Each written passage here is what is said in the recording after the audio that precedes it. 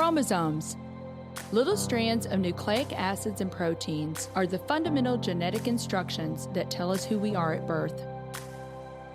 Most people are born with 46 chromosomes, but each year in the United States, about 6,000 people are born with an extra chromosome, making them a person with Down syndrome. If you've ever encountered someone with Down syndrome, you know that they are some of the kindest, most joyful people you will ever meet. They truly have something extra. My name is Lisa Nichols, and I have spent the last 24 years as both the CEO of Technology Partners and as the mother to Allie. Allie has something extra in every sense of the word.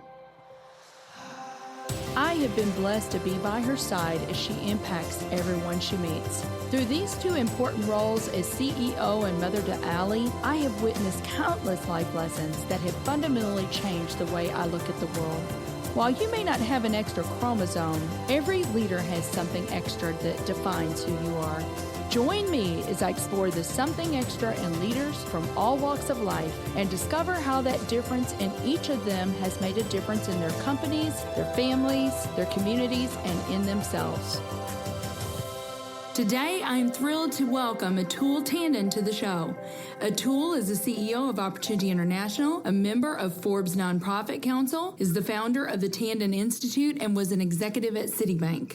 Atul, welcome. I'm so excited that this worked out and that you could be with us today. So tell us a little bit, Atul. I know a little bit of your story, but I'm so excited for the listeners to hear your story. So tell us a little bit about your upbringing, if you would, and where were you born, and just tell us a little bit about what brought you here. Thanks, Lisa. Thanks for having me. This is so exciting for me to be here with you, and frankly, in your company and that of people who, through their life's work, have demonstrated that something extra. So it's so excited that, and frankly, humbled that you would count me in that group. Of course, I'm here in America today and running an international nonprofit, Opportunity International, and we'll talk about that. But life didn't start like that. I was born in India. I was born in Delhi and in a two-room tenement on the floor, and in the little community that at that time my parents lived. I'll give you the Hindi name, Daryaganj. What it means is the town by the river. And it's right on the banks of the river Yamuna, one of the big rivers in India. And so that was life. I grew up in India, and we didn't have much, but what we had a lot of was love. And in that process of being loved by my parents, by my family, by those around us who chose to invest a lot in my brother and I, we grew up and got a great education and got on with life. And, I look back at that life, and sometimes when I sit down with my mom, and she's now 81, she reflects back, sometimes with tears in her eyes, and she says, there were days that I didn't know that you would survive. And today, my brother went on to work for the World Bank, just retired a few years back, and I'm here, serving the poor around the world. And I have to say that the person who did that something extra in my life was and is my mom. Oh, that's so amazing. Now, were they, you've told me a little bit about the story. Were they educated, your mom and dad? Yes, they were educated, and both of them, but they felt very, very strongly that their kids need to be better educated. And, they were so committed and dedicated, Lisa, to that my mom chose to leave her kids in the big city in Delhi when my father's job took him to a very distant small town in a remote part of the country, more than about 1,500 miles away. Oh, my. So I used to meet my parents just a couple of times a year. And she did that, and she told me she did that sacrifice for one reason, that I could get educated and get a better life than what she had had. So what does she think today, Atul, when your mom is probably just so proud of you and your brother, isn't she? She has tears of joy. So after all these years, and I know there were many tears. I was the older of the two boys and saw some of that. Today she has tears of joy. And I'm so grateful, she's now with us. Lives with my brother, who he and his wife look after her very, very well. But today she can look back at life and be grateful. And I can only look at that, and I know it's not only her, it's the mothers and fathers around the world. And Lisa, in my work today, that's what I get to see. Right. I get to see parents who, they all desire the same thing. They all desire for their children to have a better life than what they had. And for most of them, the people that I meet and the people that Opportunity serves, life is not good, life is hard. But to see that spirit of love, of giving, of investing, of caring, of putting in their kids that passion to do well, to excel in life, I see that in every parent I meet. That is definitely a common denominator, isn't it? And it really doesn't matter where those people, what station in life they're at. The common denominator is they want the best life for their children. Yeah. And they will sacrifice, they will do whatever they need to do. So that kind of brings us a little bit to Opportunity and the exciting work that you're doing now. So talk to us a little bit about Opportunity, because some of our listeners may not know about Opportunity. If you would, go back, way back in the origins of Opportunity and talk to us, give us that story, Atul. It is so inspirational about how Opportunity started and then how it's different today. Thanks, Lisa. And I don't get tired of telling the story. It just is so riveting for me personally, and I hope it'll be for your listeners. Is we are Opportunity International. We are now a 47-year-old global microfinance network. What we do is very simply two things. We help the poor, come alongside them, and help them earn a better income so that they can escape poverty. And we do that by giving them, resources, financial resources, training and support. And then, like I said earlier, we then seek to educate their children. So we fund schools in their local neighborhoods, low-income schools, so the kids can get a better education and never have to be in poverty, get the opportunity to do better. Well, it didn't start like that. Well, in some ways it did, in some ways it didn't. We were founded in 1971 by actually a guy from the Midwest, Al Whitaker. He was the president of Bristol Myers Squibb, living in Chicago. And Al and his wife are visiting in Latin America, Colombia to be specific. And they just realized, they said, well, the way to help these people, and this only came, I believe, because Al was a businessman. He was not an entrepreneur. Right. So what he knew in life was how to be an entrepreneur. And he saw these people who were literally at that time, remember, this is 1971, right? I mean, to get to Colombia is not an easy task, first of all. Well, you go there aren't roads, there aren't cars, there's no electricity, right? Running water is scarce. I mean, this is the state of the world at that time. And well, the way for these guys to do better is to do what we do, is to start a business, to stand on their own feet. And they need the same three things that we do. We need financial resources. We need training. Somebody needs to come alongside us and help us to show us how to do this. And then we need ongoing support.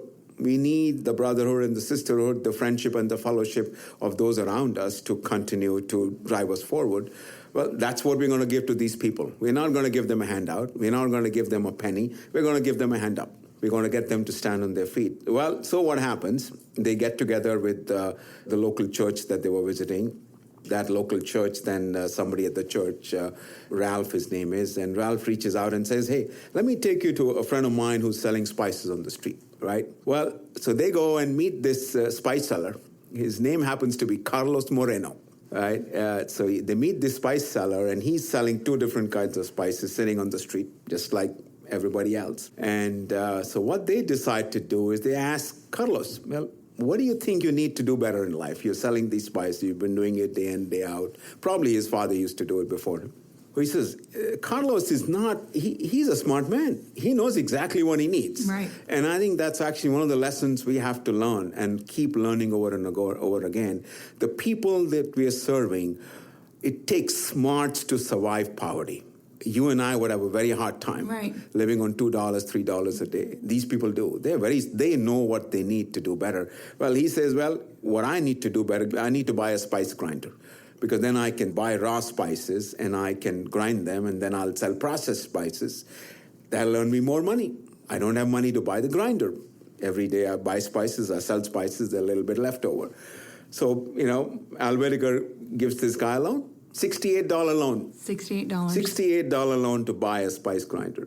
Long story short, 2 years later, Carlos has got 11 employees and 2 stores selling spices, 54 different kinds, right? 10 years later, Lisa, I got to say, Carlos does, I think, what must have been the first Colombian IPO.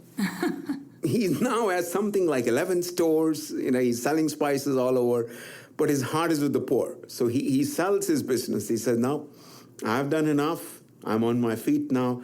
I need to go back and help the people that I came from. So he goes and becomes a business consultant to the community that he was from and helps them to get on their own feet, to repeat his success. And that's what he did. And then he founded a local church. That's what he did. He spent his whole life helping the poor stand on their own feet. Just died a few years back of cancer. I wish I had met him before he passed away. But for us, that story that started with Carlos, 47 years later, now we have about 10 million clients around the world in 23 countries. That story is what gets repeated every day in all parts of the world. Does it always succeed and come out on the top like Carlos? No. But do we always improve, go from 1 to 2 to 3 to 4? Absolutely, yes. Mm-hmm. And there's so many lessons there, aren't there? There's so many lessons. So many lessons. From the thing that you had said about Al asking him, what do you need to take your business to the next level? He knew. And then coming back to his own community to help others do the same thing.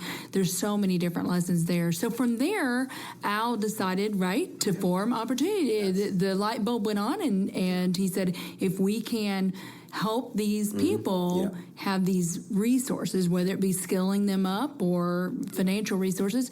Until you said the spice grinder was $68, but the average loan that Opportunity is handing out is not $10 million. Oh, no. It's the average loan now that we would hand out when we start off is about $175. About 98%, if you'll believe it, of our clients today, 10 million clients, are women. And Lisa, the most remarkable fact in this, they get a $175 loan.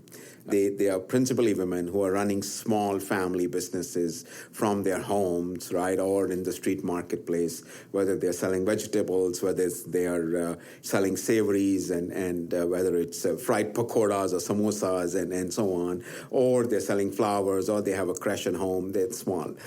The remarkable thing is the repayment rate, right? And you think about, all right, these are poor women living on $2, $3, $4 a day.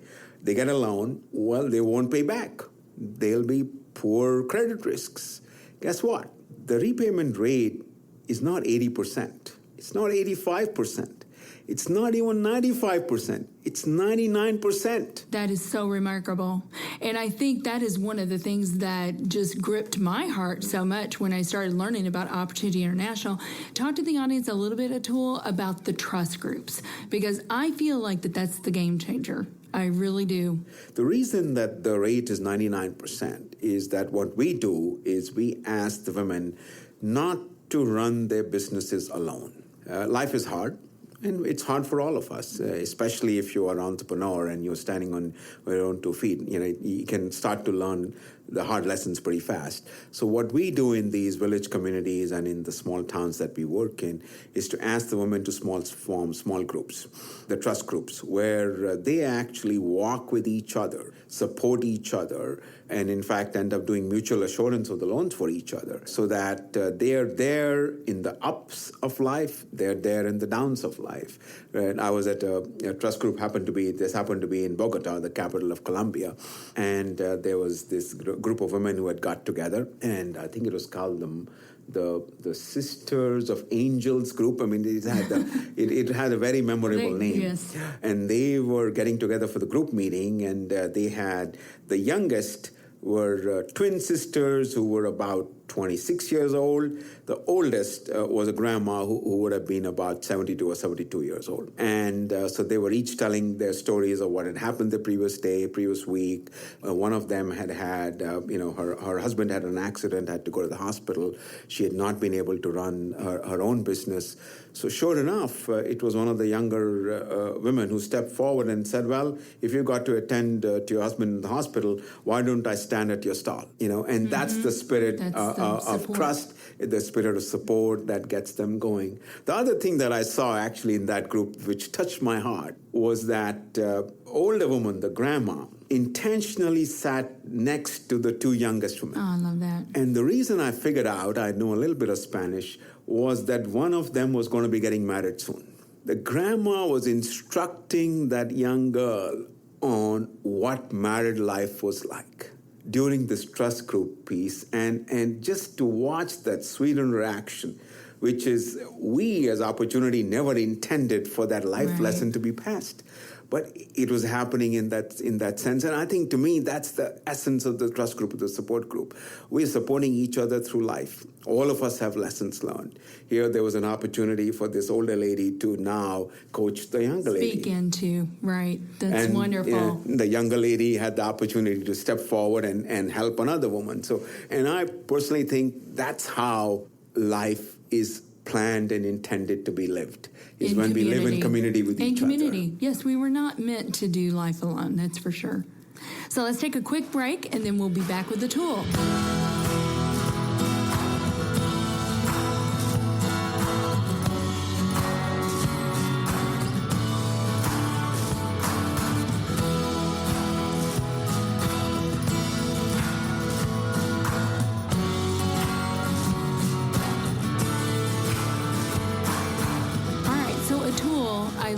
That story of Carlos. I love it. But you know what's so amazing? There's so many. We would be here all day, wouldn't we? Yeah, probably all week if Atul, expounded on all the stories. There's so many awesome stories. And the thing that I love, too, about Opportunity, it is not just helping that person's immediate family, but whole villages have been transformed. That's right. Through Opportunity, because when these entrepreneurs get their businesses up and off the ground, what do they need? They need more workers, right? And they're able to employ more people. So I love that. So tell us a little bit. You came out of for-profit, private industry, Citibank. Your brother worked for the World Bank. Now you've jumped over to the not-for-profit world. So talk to us a little bit about the differences and, also the similarities, I guess, between those two worlds. If you were to ask me a different question, which is the hardest job that I've ever done in my life, this is it. And by the way, I was running Citibank's worldwide brand systems, about 20 years back. That was my day job 20 years back. And I think the reason is that in my for-profit world, it's not that job is easy. It is hard. You have to win the hearts, the spirits of people to follow you and to follow the lead and to do what they are being called to do. But I liken it to more of, you are an army commander.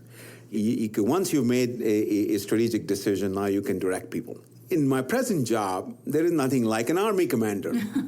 So, Lisa, if I was to give command to the supposed army that I'm leading today, they would all yawn. So now I have heard one of the principal differences really is you learn how to lead through influence. Right, you learn how to lead through the power of inspiration. You learn how to lead through the coming to an understanding that really people are number one. And that for me, my job is to invest in people. Both my people here, my staff, and equally to get us all charged up to invest in people across the world, the poor who we serve. So that's one of the biggest differences. How do I lead not through directive power of authority of my office, but do I lead through the power of the shared mission and the shared call that we have? And then how do we work through, one, discerning people who feel similarly called, who are they, and then when they come on board, to now bring them together into teams that, to most degrees, are self-directed. So that's the good part, is once you get the missionally focused, highly charged up people going, they're self-directed. They will take action. They will make changes. They will do the corrections necessary. They are not looking to you for day-to-day leadership. And that's where I think I liken it to, I like to ride bikes. Not motorbikes, but bicycles. Right. And when you're riding bicycles, you learn very quickly is that, okay, you can't really sit on the seat. You got to ride a little bit above the seat. So that's what my life is like. I have to ride a little bit above the seat. That's a great analogy. Yeah. So that would be some of the differences, I would say, between the two. But they're very similar as well. You still have to have clear purpose. The selection purpose, process is important, right? Those things are similar, They're right? very similar. It seems very similar. You got to have, what are my clear expected outcomes? What's the focus of my actions? What's my action plan? and now high quality execution, and then how do I monitor and evaluate if I'm doing the right thing. So none of those things change, but the chemistry of who comes on board, how do they come on board, how do you bring them together, charge them, that changes a bit. Mm-hmm. But I think both are needed in their respective spheres. I do believe both are needed. Nonprofits are usually very, very good, Lisa, at coming up with innovative solutions. Opportunities on History, my organization, really is a history of innovation. Starting from everything from the first loan to Carlos to forming the trust groups, which, by the way, is a separate story. Some other time I'll tell you. Susie Cheston sitting with the gorillas in El Salvador. It's a very different story, riveting story. And then, later on, we entered Africa to decide, hey, that's where literally the last frontiers are. There are no roads. What do you do there? No banks, no financial services. Since deciding, all right, if these people don't have banks, we're going to send banks to them. So put ATMs on backs of trucks and send them off, which led to eventually to mobile banking. Led along the way, we have insurance. They don't have insurance. So let's set up microinsurance. And that's the story. I'll pause on microinsurance because that's also a lesson learned between the nonprofit and for-profit sectors, Lisa, to bring you back. We started microinsurance at a desk in our office and then started up, figured out how to make it run, took the idea to the Gates Foundation. Say, hey, we got a big idea. What do you think we should do? We got this is our sort of plan and budget. To their credit, the Gates Foundation looked at our plan and said, you guys are not thinking big enough. What could you do if we gave you 5 times the money that you asked for? Wow. So we did. We went back and came back with a plan that was 5 times bigger. Well, long story short, launched microinsurance in Africa, got it to a point where we had about 6 million policies, at which point as a nonprofit we realized, well, we're a nonprofit. We are not an insurance company. This is not big enough for an insurance company. So which is where the for-profit world is very good at scaling. Guess what happens? We sold MicroInsure to AXA, to a French insurance company, one of the largest on the planet. They took a 6 million portfolio. Within, I believe, in 3 years, they had got it up to 66 million. Now they have more than 100 million policies. They are adding 1.5 million a month. We could never have achieved that. Could never have done that, but right? I look at it and they say, hallelujah. I mean, come on, think of the number of people whose lives are better when the nonprofit world and the for-profit world work come with together. each other. That's wonderful. What a great story. Do you have some other nonprofits that are what you would consider your favorites outside of Opportunity? One thing that I do want to say, if our listeners wanted to know more about Opportunity, can you give them the URL, a tool, so that they can go there and look it up themselves? Please do. Opportunity.org is our URL. So please do. We are on Facebook, we are on Twitter, but of course our website is the easiest one to get to, and you can read about the story of Carlos, see what we're doing, and we hope you will get excited enough to join us.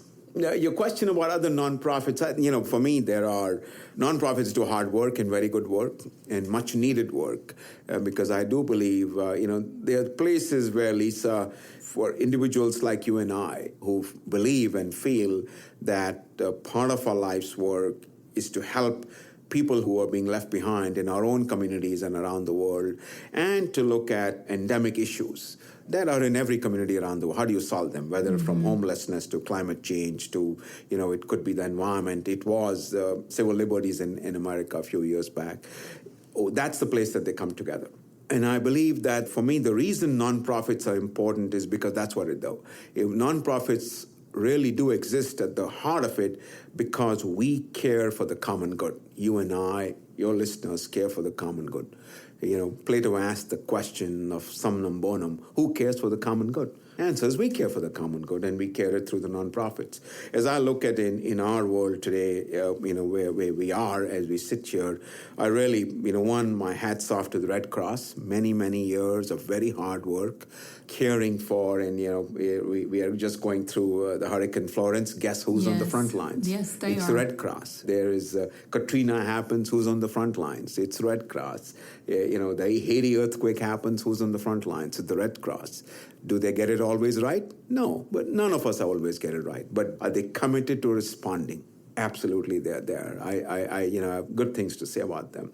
Habitat for Humanity, founded on a similar principle to ours. Well, don't just give people a handout, give them a handout. We help people start businesses and earn incomes. The Habitat for Humanity helps people fund their homes. Right. It's not right for people to live in huts. It's not right for people to live in temporary shelters. It's actually right to have a sense of place of your own home that you own that nobody can then get you out of, which is what they have done for now decades. Mm-hmm. The third one I would happens to be my ex-employer. I should declare that right up front. Is World Vision is now I think it's now almost 60 plus years. They have done just one thing and one thing alone.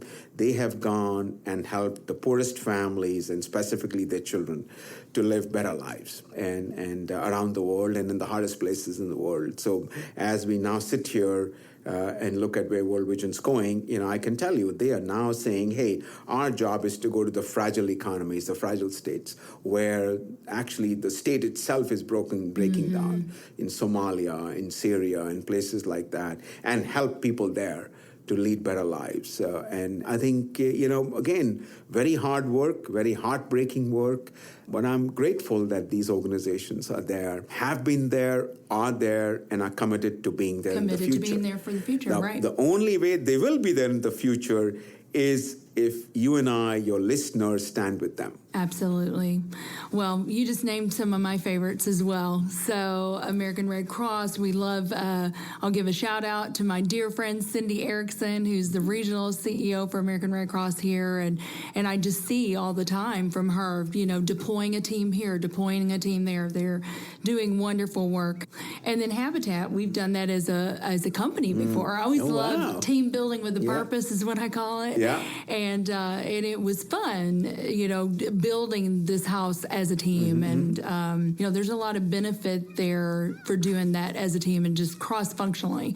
So you certainly hit on some of my favorites. And you might remember this, Atul, but I remember there was a famous quote, the founder of World Vision, and I don't remember the person, you probably do, but his prayer was, God, break my heart with the things that break your heart. That's right. Is that right? That's right. Okay. Yep, that's right. And they've stayed true to that, And so, very good. Well, let's talk about, this is called Something Extra. And so let's talk a little bit about the Something Extra, maybe a tool that you've seen in a team member, either past or present. I'll actually pick a client of ours, if you don't mind. Yeah, I met, this is lady Linda the baker. In a small little suburb just outside Accra. I met her last year and then actually ended up meeting her again now twice over a year. And so Linda bakes bread. And she started actually not being a baker. She used to buy bread from a baker and then go and sell it in the marketplace, 3 loaves, 6 loaves, 12 loaves at a time. And then got a loan from Opportunity, met the Opportunity loan officer, got a loan, bought a baking oven, started, this was about 3 or 4 years back. Well, you fast forward, and this is not a very long time. It's about, 4 years on.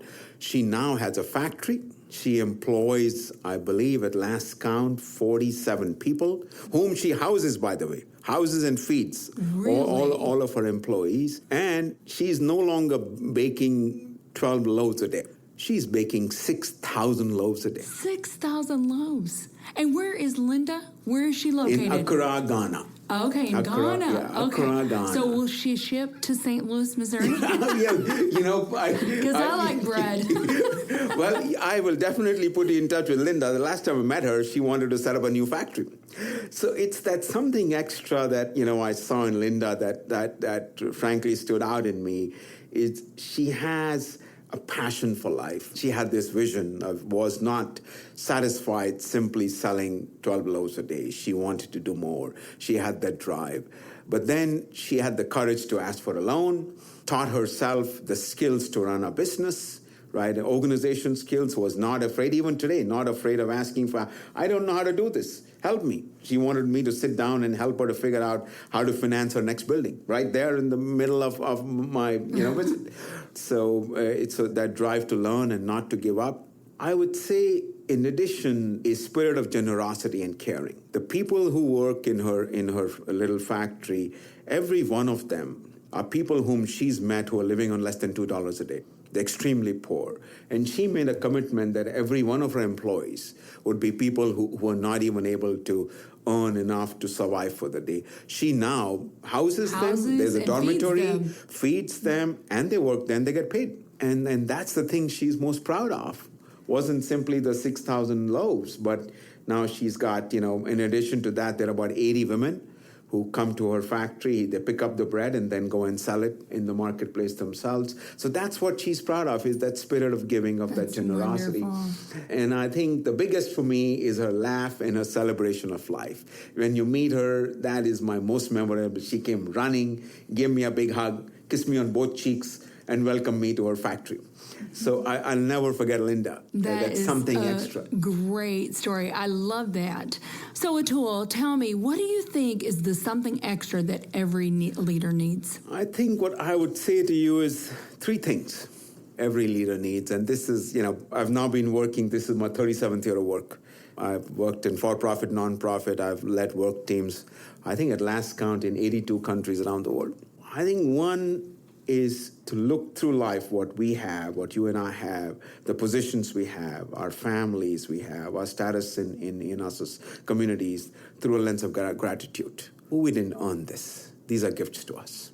The second is a life that is full of hope. Because when we have hope in ourselves, in our world around us, and we communicate that hope to the others around us, that's when the rising tide lifts all boats. Mm-hmm. That is what I call godly optimism. Mm-hmm. You have to have a tremendous spirit of hope. And frankly, there is no reason not to. Because as we live today in this world, the world is doing today far better than it did 10 years back, 20 years back, right? I was born in 1959. Somewhere between 70 to 80% of my country in India lived on less than $1 a day. Now, that number is now down to less than 20%. And I'll come back to that. So we have, from 1990 to now, we have reduced the number of people living in extreme poverty from over about 2 billion to less than now 700 million people. Tremendous hope. So look past the headlines and have a sense of hope and purpose about not only the world, but about you and your team. The third, and I think to me the most important really, is to see the potential in people. There is so much more in a person than even that person ever realizes. And I do believe that the leader's most primary role in a community, in an organization, in our families, is actually to get people to accomplish more than they ever thought they could. Right. You see something in them that sometimes they don't see themselves. They don't see, and let them rise to not just what they believe their potential is, but much higher up, because in every human being, there is not simply reservoir, but tremendous power to do good, to do better. And how do we help unleash that? Well, start with the lens of gratitude for yourself, have a tremendous amount of a sense of hope and a spirit of hope about who you are, your people around you. And thirdly, believe in your people and let them know that you believe in them, and then that there is so much more to them than you see or I see or they themselves see. That is wonderful. Thank you so much for that. So tell us, is there anything exciting that is coming up for you or for Opportunity International that you want to let our listeners know about? Well, I'll close with this, Lisa. I do believe, for me, the most exciting news on the planet, not only for me or for Opportunity or for any one of us, for all of us, is that we are, you and I, first time in human history, are able to see the end of extreme poverty. If you look at the World Bank numbers, extreme poverty, people living on less than $2 a day. Now, all that, by the way, in layman's terms, if you strip aside all of the jargon, means is that the person can earn enough money to buy a full meal a day. That's all that it means. That you have enough money to buy a full meal so you can survive to the next day. It actually doesn't mean that you have a shirt on your back or a roof over your head. So 1990, not too far back, there's more than 2 billion people living on extreme poverty around the planet. 2016, that number is now down to 700 million odd. Frankly, if I was to go back to about 1875, I'll go back to that number because it tells you how much progress we have made in the last about 175 years. More than 80% of every living human being on the planet was living on less than what we would now call $1 a day. Today, that number, even though in 1875 best estimates, there might have been about somewhere between 500 to 700 million people living on the planet. Now we have about more than 7 billion people. Now that number is down to less than 10%, about 9%, 700 million people.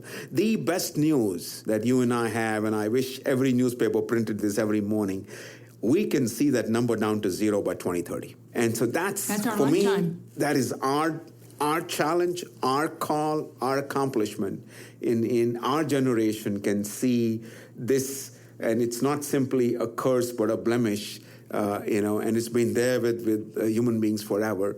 And so for me, that's the most exciting thing, and that's what we're committing opportunity to. We can't do this by ourselves. We are one of many, but we want to do all we can to help the very poor start to earn a living, go from earning $2 a day to $3 a day to $4 a day to $5. We're not going to make everybody a millionaire, but by golly, we're going to get everybody to a point where they can sleep on a full stomach. They know where the next meal is going to come from. Their children are going to school, and they are sleeping on a bed and have a roof on their head and a shirt on their back. That we can do, and that's what I'm committed to seeing our organization do.